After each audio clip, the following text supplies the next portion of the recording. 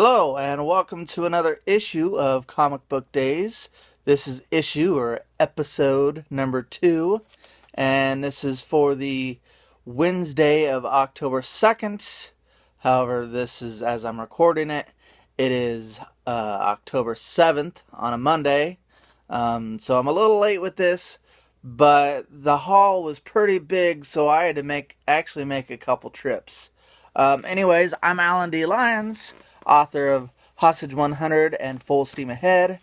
And also you can check out some articles of mine on Screen Geek and Soda and Telepaths. So let's dive into what we got this week. Like I said, it's a pretty large haul. First, got Absolute Carnage, Immortal Hulk. I haven't been reading the Absolute Carnage story, but I have been reading Immortal Hulk, and I've been digging every moment of it, and I've been getting everything that they've put out for Immortal Hulk. So I got this, and you see there, the cover is by Kyle Hotz. Really, really good artist, in my opinion. I really like his work. I noticed, there was several issues back of Immortal Hulk. It was actually the funeral of General Thunderbolt Ross. Spoiler alert, but that was several issues ago. And in this Immortal Hulk story, nobody really dies. I mean, hence the name Immortal. People just keep getting resurrected. But Kyle Hotz did the art for that issue. He's not the regular artist on the series. That would be Joe Bennett. But he did that, and I never heard of the guy before then. But I looked him up, and I actually saw that he's been in the business for a long time. I can't remember if it was the 80s or the 90s. But then as I was getting True Believers and promoting the Absolute Carnage event, there was a reprint for a Carnage comic back in the 90s, early 2000s, something like that he did. And since then, I've been seeing his work pop up here and there, and just really, really enjoy his work. So again, here is another piece of his. He didn't do the art for the book inside. The one inside, Andrette. I can't remember the first name. I could look at it, but I'll just say it's Andrette. It's really weird, but as it goes on, it's pretty interesting. But luckily, this didn't really dive into the Absolute Carnage story. I mean, if you're wanting to get it because you've been reading the story, then I'm sure it has some kind of piece in it. But it really was more for Immortal Hulk, and I was glad for that. And so I really like that. Next, we've got Green Lantern number 12. And this is the season 1 finale of the series.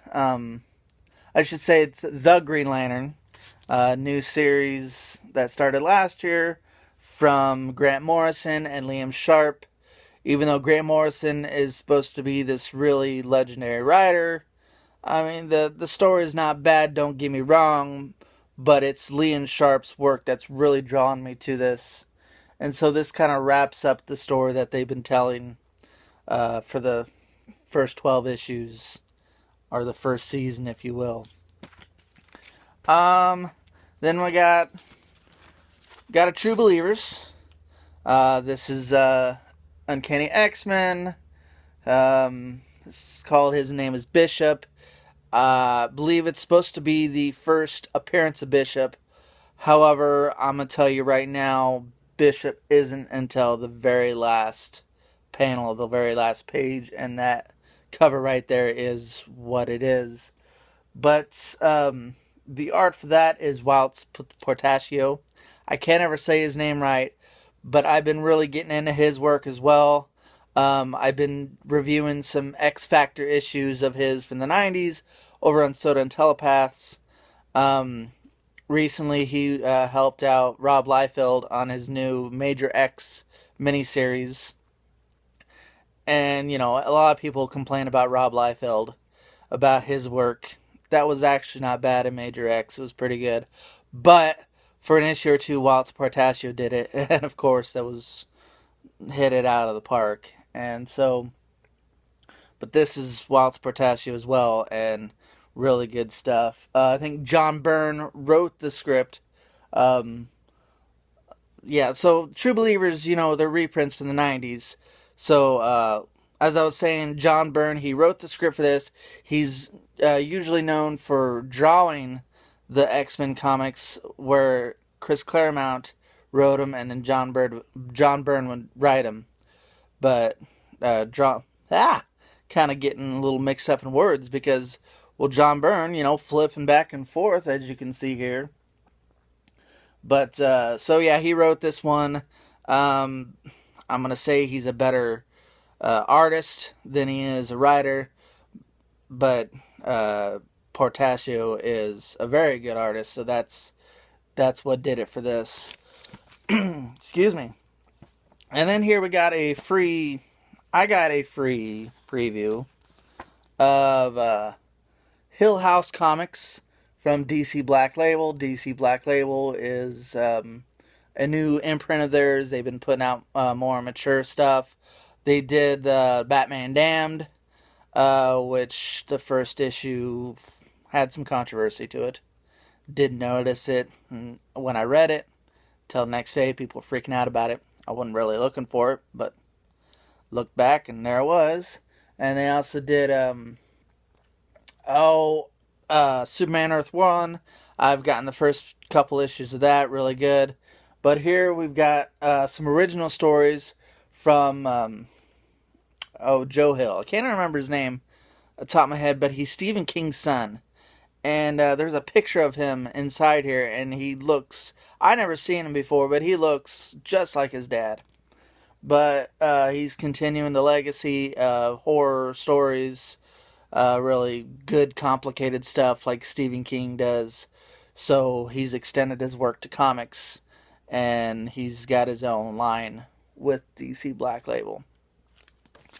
Then we've got Batman and Teenage Mutant Ninja Turtles, Volume 3. This is the last issue of that series, number 6. And as you can see there, it's another Kevin Eastman cover, which I like to get when I can. But that wraps up the series. It's been, Krang has trying to make his own multiverse, and so it started off, he meshed the Ninja Turtles and Batman's world. They thought they lived in this whole world together, from birth. And like the first issue had the Ninja Turtles all as the different Robins. And so this kind of wraps that up.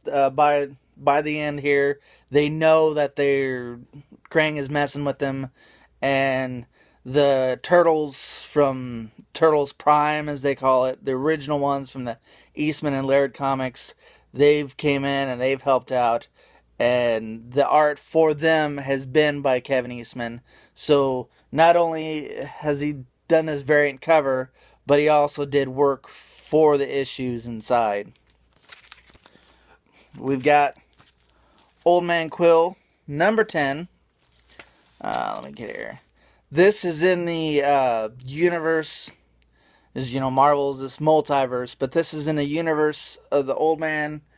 Start off with Old Man Logan, then went to Old Man Hawkeye. Of course, Old Man Logan was the basis of the movie Logan. But this here is Peter Quill, Star-Lord of the Guardians of the Galaxy, and the other Guardians of the Galaxy are in there as old fogies. I won't spoil what happens about that, but I'll say in this issue, he's looking for the ultimate nullifier, this weapon that Reed Richards created, and he needs it to defeat Galactus. Galactus is the main antagonist in this. So, Old Man Quill, I really recommend it. Each issue is, the title for it is a song, like an old 70s or so song, which kind of goes along the line of like the movies, they've really employed the old music, and that's what really makes the movies. I mean, a lot of stuff of the movies make it, but that's one element of it. And so they've kind of extended that into this. And whereas, like, the Guardians of the Galaxy in the comics, it's kind of got a revolving door. And of course, the original Guardians of the Galaxy were not the ones that were featured in the movie. Although in Guardians of the Galaxy Volume 2, they were in there, they were just called the Ravagers. But this issue right here, the Guardians of the Galaxy that they use, are the ones from the movie. Minus Groot. I will spoil that. He's not in there, sadly. But Mantis is in there. She wasn't in until Volume 2 of the movie, but she's in this series. Then we've got the Immortal Hulk, number 24. Like I said, I've been following this series. It's been pretty interesting. Sometimes it gets a little slow. Other times it picks up, but it double ships. There's 2 that come out a month. So I'm always fresh with it. Sometimes it gets a little hard to afford. Like this time, like I said, it's been a big haul. I had to make a couple trips. But, trying to keep up with Immortal Hulk, it can get kind of expensive. But, so this, always the covers have been by Alex Ross. I really enjoy his work. The art inside is Joe Bennett, except for the exception of that one issue, which was Kyle Hotz. I think they've had some guest artists elsewhere, but this one it's really getting deep into the mind of Hulk, the different versions of him, and it's really emphasized on the horror elements of Hulk. And then we've got another True Believers. This one's Kitty Pryde and Emma Frost, it's called. I've been slowly reading into it. I think I've read this before. I think this is kind of in not the Dark Phoenix story arc, but the first Phoenix arc. And it kind of is digging into the Hellfire Club, which Emma Frost was part of. And I haven't gotten to Kitty Pryde's appearance yet, but I know she made her first appearance in that arc. And so this is written by Chris Claremont, and I believe the art is John Byrne on this. Well, let me open this up real quick and see. I'm pretty sure it was John Byrne. Excuse me, I'm holding the camera up again, selfie style. I know I was. Somebody had reached out to me. Somebody I'm in a Facebook group with. He showed me a tripod I could use, and which it's worth some money, and I might get it eventually. But as of right now, I'm just holding on. Hopefully, it works out for you guys. It's working out for me so far. Let's see. Yep, John Byrne is the artist on this one. So, and then we've got The Dreaming. This is in the Sandman universe, created by Neil Gaiman. Along with reading this, I have been reading the original Sandman series, and so, I got through the first volume and then noticed this was out, so I had to get this. It explores the actual realm that Sandman is the ruler of. Of course, in this one, he's not in it much, because, he's off other places, other realms. And it really dives into this character here, Dora. I think she's original to this. I haven't came across her in the Sandman series yet. Let's see. Simon Spurrier is the writer. The artist has been Bilquis Evely. This one, she isn't. I think Matthias Bergara is the artist for this. But Bilquis Everly is another artist that I've really been enjoying. And so this has been a really neat series. It's kind of gets a little confusing at times, but so far so good. And like I said, I've been